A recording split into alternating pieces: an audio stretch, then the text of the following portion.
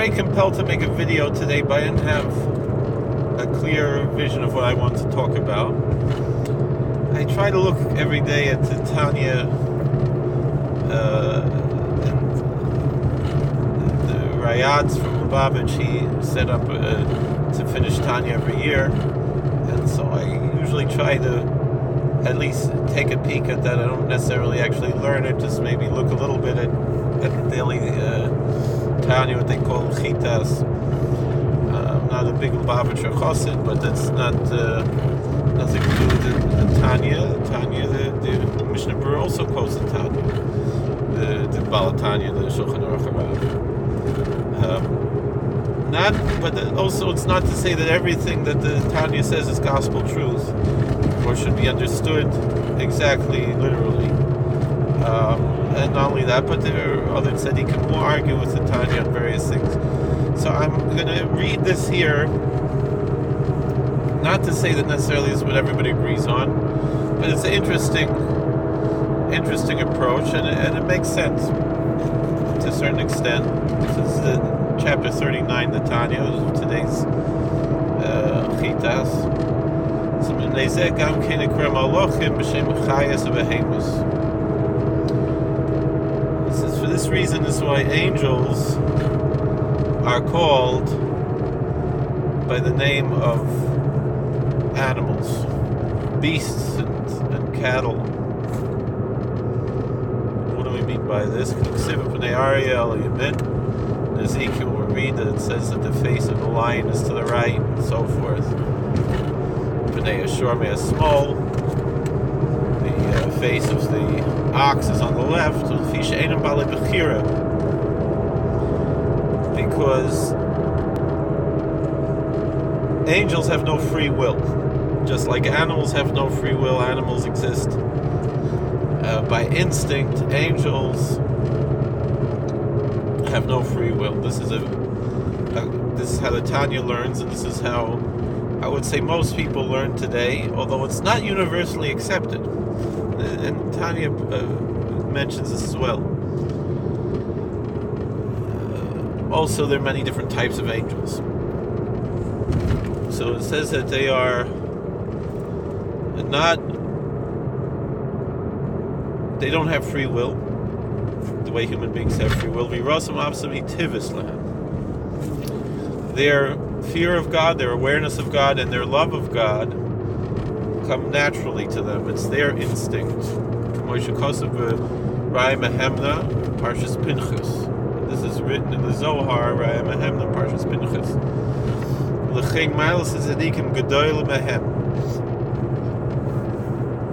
And therefore, the levels of the righteous is greater of righteous human beings is greater than the level of the angels. We see this in other traditions that talk of the ascended masters. Ki medor neshamas hatzadikim, nishmas hatzadikim hu ba'olam habriya, medor hamalachim ba'olam hayetzira. And the Tanya generally talks about the four worlds ideology that's we find in certain Kabbalistic texts. That Atzilus is the highest world, Bria is the second, Yetzirah is the third, and this world that we can see and feel is called Asiya. And it's mentioned that the place of the souls of the tzaddikim is on the third level, or the second level from the top, or the third level from the bottom, however you want to learn it. And it's called Bria, the world of creation, whereas angels exist in the world of Yetzirah, which is the second from the bottom or the third from the top, however you want to learn that. There's a note here, he said this is talking about regular angels. The most angels exist in Yetzirah, but there are angels that exist in Bria also.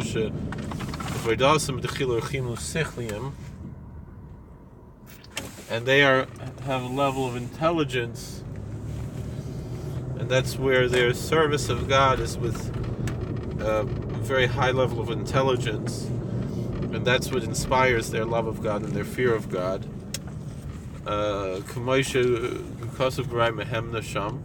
As there the Zohar also explains, Sheyesh Shnei Minei Chayes HaKodesh, Tivim V'Sichliim, K'mo shekosav b'Eitz Chaim.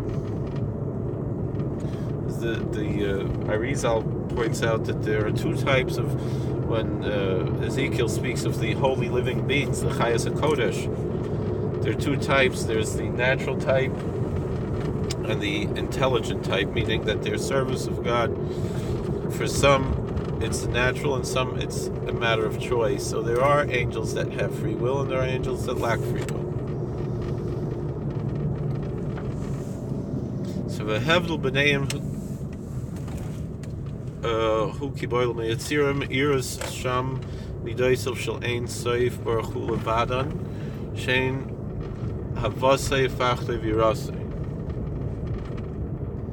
See, so what's the difference between tzaddikim who are in the world of creation and the angels who are in the world of formation? The righteous saints are on a higher level than the angels. That in the world of where the angels exist, there shines there the aspect of the eternal light of God alone, which those aspects of God's life, of light, are love of God, fear of God, and awareness of God, mindfulness.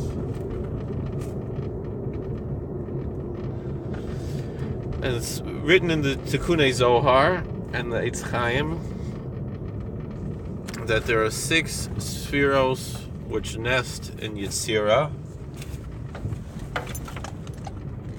and therefore this is the service of the angels, the worship service of the angels, constantly day and night, that they're never quiet, but they're standing before God with fear and awe and awareness. It's very, very similar to what, if you see what Dr. Greer talks about with extraterrestrial intelligence, that the whole universe is awake, things like that.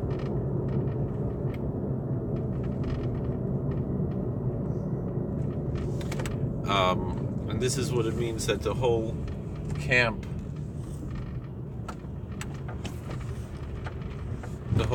of Gabriel is to the left, which is the level of fear and awareness and awe, and the service of the camp of Michael is love, which is on the right hand. But in the world of Bria, the world of creation,